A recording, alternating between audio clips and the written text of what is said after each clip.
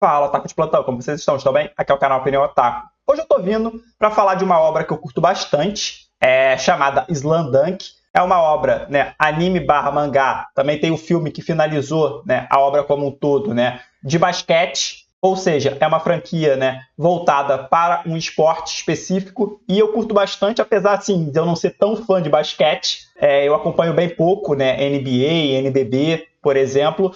Já assisti até mais em algum momento da minha vida, mas atualmente não assisto quase que nada, mas entendo as regras e tudo mais. E curti bastante acompanhar Slam Dunk. Ele, para mim, está em segundo na categoria esporte, né, anime desse gênero, ficando atrás apenas de Hajime no Ippo, que eu curto bastante, que é um anime voltado para o boxe.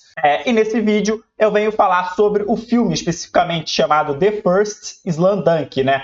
Que por algum motivo, que eu vou tratar aqui junto com vocês, né, o protagonista foi alterado, ele mudou, né? Pois o protagonista de Slam Dunk se chama Sakuragi Hanamichi, né? É um personagem bem cômico, ele é bem hilário, e apesar dele ser muito grande, o que facilita ele meio que na entrada para o basquete, né? Pois o tamanho geralmente faz a diferença. Ele tem uma boa impulsão, um bom porte físico, então nessa parte ele se destaca, mas na parte de habilidade, de técnica realmente, e de entender também as regras do jogo, ele tem muita dificuldade, né? Ele é tipo aquele delinquente que sempre tira muita nota baixa, e ele só entra realmente pro basquete por conta de uma garota que meio que ele se apaixona, né? E a garota tem um interesse no basquete e vê também potencial nele pelo tamanho dele e meio que instiga ele e ele acaba entrando ali, né? Tentando pelo menos inicialmente entrar no clube e posteriormente, claro, ele consegue, né?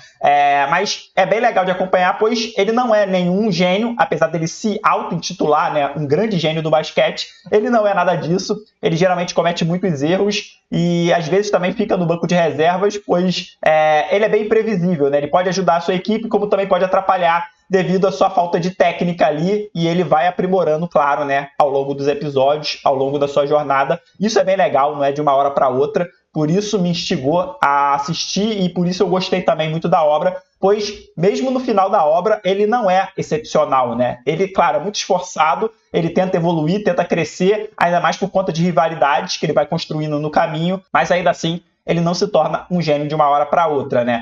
Mas no filme acontece uma mudança, né? Eu acompanhei a obra animada, né, o anime, depois fui para o mangá, onde tem o desfecho, pois no anime não tem a conclusão, que é a parte do nacional, né, onde eles conseguem a classificação para jogar o nacional, e o anime se encerra aí, né? Não tem o posterior. Tem um pouquinho de algum vislumbre de algumas equipes, né, de jogadores específicos, mas depois o anime encerra e não tem continuidade, né? Aí, claro, eu fui ver, né, no mangá o que acontece. E, claro, né, o protagonismo segue sendo do Sakuragi. Ele tem todo o destaque, e assim como toda a obra, todo o anime, também o mangá, né? Apesar dele ter o destaque, os outros também têm seu destaque em algum momento do jogo, em algum momento ali do dia a dia, do cotidiano. Isso é muito interessante, pois não fica preso, né, somente no Sakuragi. Os demais membros da equipe, né, principalmente os titulares, né, tem bastante destaque, tem suas individualidades e são bem interessantes também de acompanhar, né? Cada um deles, por exemplo, né, o meu personagem favorito ali de Slam Dunk é o Mitsui Hisashi, né? Que ele começa como um antagonista, um delinquente também, por conta de um trauma no passado, mas depois ele acaba se juntando à equipe, né? Ele é especialista em cesta de 3 pontos, né? Isso ajuda geralmente bastante a sua equipe, pois ele vai meio que tirando as vantagens que às vezes o adversário consegue impor, né, diante da equipe do protagonista, né, da equipe principal no caso. Então tudo segue, né, de uma maneira bem certa, bem correta, né, normal. Só que no filme isso muda. Outro personagem assume o protagonista. A história é voltada pelo ponto de vista dele e não do Sakuragi. De quem que eu estou falando? Eu estou falando de Miyagi Ryota, né? Que é o armador da equipe, né? Ele talvez, de todos os personagens ali, né, principais, é o que teve menos destaque durante o anime barra mangá. E por isso, talvez, né, no filme, eu vou falar aqui o que o autor, né, da obra disse, né? Decidiu trazer mais destaque para ele, né? Claro, eu não gostei, não concordo, queria ter visto a parte animada igual no mangá, né, como é feito realmente no mangá, pois eu gostei bastante da parte do mangá e queria que fosse meio que repetido, né? Claro, acrescentasse novas coisas, novas situações, poderia ter contado, né, uma parte da história do Miyagi e também dos outros, né, não focar somente nele, mas claro, manter o protagonismo do Sakuragi, né? Pois ele é o prota, ele deveria ter esse destaque, mas acaba não acontecendo. E o que o criador, né, de Slam Dunk disse, o Takehiko Inoue, né, que foi quem escreveu a obra, ele participou diretamente, né, da construção do filme, e para ele, né, ele queria contar uma nova história dentro de algo já conhecido, né? Então ele explicou que a história de Sakuragi já tinha sido totalmente explorada no mangá, né, de Slamdunk, e ele queria mostrar um novo ponto de vista, algo que o público ainda não tinha visto profundamente. E aí que entrou, né, o Ryota Miyagi, ou Miyagi Ryota como queira, o armador da equipe, para assumir esse papel, assumir esse ponto. Por que ele escolheu o Miyagi? Como eu falei anteriormente, né? O Miyagi sempre foi importante na equipe, mas quase não teve desenvolvimento durante a série animada. E isso, é claro, também inclui o mangá, né? Comparado, claro, aos outros personagens da equipe. Por isso, o filme faz algo que o mangá não fez, né? Mostra o passado familiar dele, né, do Miyagi, desenvolve, né, o trauma que ele tem, né, com seu irmão e explora também sua motivação dentro do basquete. Ou seja, o filme não ignora o mangá, ele complementa a obra de uma outra forma, de uma outra perspectiva. E além disso, né, o Inoue, né, o criador, queria que o jogo final fosse visto também por alguém diferente do típico protagonista, né? Isso muda totalmente, né, o tom da narrativa, pois leva de uma maneira menos cômica e exagerada, pois o Sakuragi é tirado de lado e fica com uma carga emocional maior, né, introspectiva também na introdução do Miyagi como protagonista. Como eu falei também anteriormente, eu não curti muito essa troca. Gostaria de ter visto Sakuragi, né, ainda como protagonista, assim como foi no mangá. Poderia, claro, ter acrescentado a parte do Miyagi, a relação dele com o irmão é muito bonita, muito bela, e poderia ter desenvolvido, claro, numa parte do filme, né, e não ter levado o filme como um todo, né, com ele como centro, né, como protagonista realmente do filme da obra. Eu acho que poderia ter levado de uma outra forma e mantido Sakuragi como protagonista, pois no mangá é uma coisa, no anime é outra, né, são mídias diferentes, então eu queria ter visto ele numa mídia animada, né,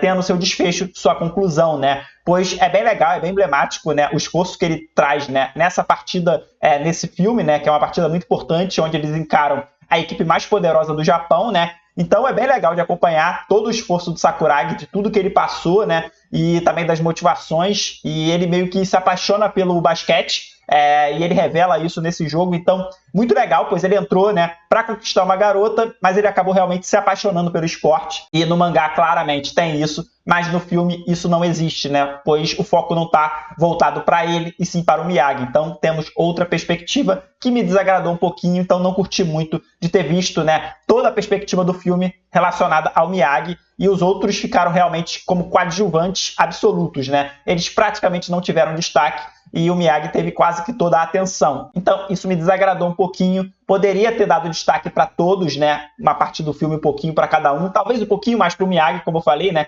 Ele não teve tanto desenvolvimento, então ele merecia, sim, um pouquinho mais de destaque, mas acabou pesando a mão e levando todo, né, o crédito, todo o destaque, se tornando realmente o protagonista do filme, o que me desagradou, pois não gosto quando uma obra muda assim drasticamente de protagonista, né, sem nenhum aviso prévio. Pelo menos não tive nenhum aviso prévio. Achei que ele ia animar realmente a parte que faltou do mangá e realmente não foi isso que foi feito. Então, me decepcionou um pouco. Desculpe estar interrompendo o vídeo, mas gostaria de pedir que deixasse seu like, se inscrevesse no canal, isso me ajuda bastante, e hype o vídeo caso curta o conteúdo. E se você quiser ajudar ainda mais, torne-se membro por apenas R$ 1,99 e receba 2 meses praticamente de vídeos antecipados. Isso mesmo que você ouviu, quase que 2 meses de vídeo antes de todo mundo. Além de você ter o direito de pedir um react de uma música geek à sua escolha, dentre outros benefícios, como prioridade de resposta, dentre outros que você pode conferir clicando aqui embaixo no link Seja Membro. E se você quiser ajudar ainda mais, temos também os pedidos de react via Pix. A partir de R$ 1,50 você consegue pedir uma música geek. A partir de R$ 5,00 você pode pedir um vídeo de até 20 minutos. E por R$ 15,00 você consegue pedir um vídeo acima de 20 minutos, mas terá que ser vídeos sem legendas. Tudo que você precisa fazer é deixar nos comentários o seu pedido, esperando sempre o meu ok. Depois que eu digitar ok, aí sim você pode depositar a quantia correspondente pelo QR Code na tela, e eu trago o mais breve possível, assim que eu gravar, editar e postar. Deixado isso bem claro, bora voltar ao vídeo. E outra crítica que eu tenho ao filme é a utilização do 3D e não do 2D, que o anime foi habitualmente feito, né? Pois o anime foi feito em 2D, no traço, né, aquele traço antigo, né, dos anos 90, início dos anos 2000 ali, mas na parte do filme acabou vindo em formato 3D, né? O Inoue disse que o basquete é um esporte muito dinâmico, então a movimentação rápida, troca de direção e posicionamento tático é muito difícil de fazer em 2D e o 3D permite isso, né? Movimentos mais fluidos, mais realistas, jogadas mais complexas, sem parecer travadas. Então tem essa primeira justificativa para tornar, né, todo o jogo mais fluido, mais legal e mais verídico de acompanhar, né? Mas ainda assim eu gostava da animação em 2D, achava bem interessante, não achava nada travado, achava que era até muito bem feito, por sinal, apesar de ser uma animação antiga. Outro motivo também era a angulação, né, das imagens, ou seja, simular ângulos de câmeras reais, como a transmissão esportiva, e criar também sensações de estar dentro da quadra. Tudo isso o 3D acaba permitindo muito mais do que o 2D, segundo, claro, o Inoue. E o filme não é inteiramente em 3D, né? Ele mistura o 2D com o 3D, né? Há essa mistura que tenta não perder completamente a essência, né, da obra original, né? Mas, para mim, não caiu muito bem. Eu não curti muito essa mistura 2D e 3D, né? Alguns momentos mais 2D, outros momentos mais 3D.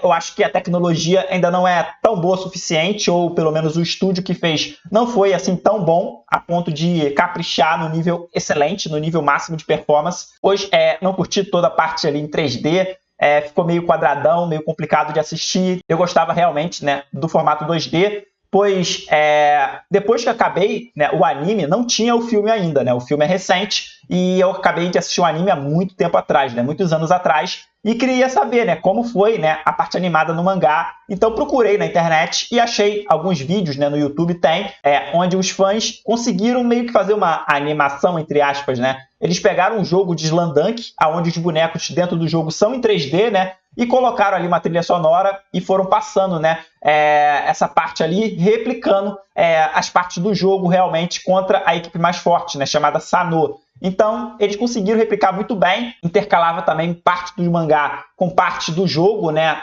do videogame. Então, era bem legal de acompanhar e eu acabei até curtindo bastante, pois, né, dava uma sensação de ver algo animado, né, que aquela partida realmente foi animada. Então, eu já tinha um vislumbre de algo em 3D, pois ali era tudo em 3D por conta de ser um jogo de videogame. Então, eu queria realmente ver em 2D, né, como realmente era o anime, a obra original. E acabou não saindo dessa forma, acabou saindo também em 3D, então para mim ficou um pouquinho repetitivo e isso acabou me desagradando um pouquinho, né? Então, né, essas são as duas principais críticas que eu faço ao filme, né, The First Slandunk, pois eu gosto bastante da obra, mas eu acho que o filme pecou muito nisso, né, de tornar o Miyagi meio que protagonista da obra e contar e focar muito nele completamente o filme todo e tirar o Sakuragi desse patamar, né? Acho que poderia ter mantido ele, pois a conclusão do mangá também é muito belíssima e eu queria ter acompanhado daquela forma, né? Só que, claro, de uma forma animada. E também queria ter visto, né, toda a animação em 2D e não em 3D, como era no anime original. Então, foram essas duas coisas que mais me desagradaram.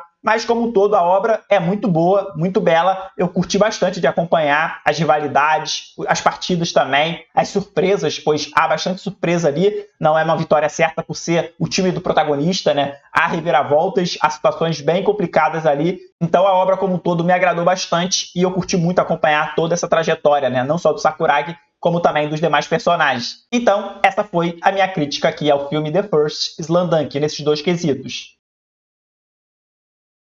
E agora eu vou ficando por aqui, espero que tenham curtido, tenham gostado. Deixa aí nos comentários se vocês assistiram, né, Slandunk, se assistiram ao filme e se curtiram ou não, né, essa movimentação em 3D e também a troca do protagonista da obra original, né. Digam aí nos comentários, vou ler cada um deles. Muito obrigado a todos e até a próxima!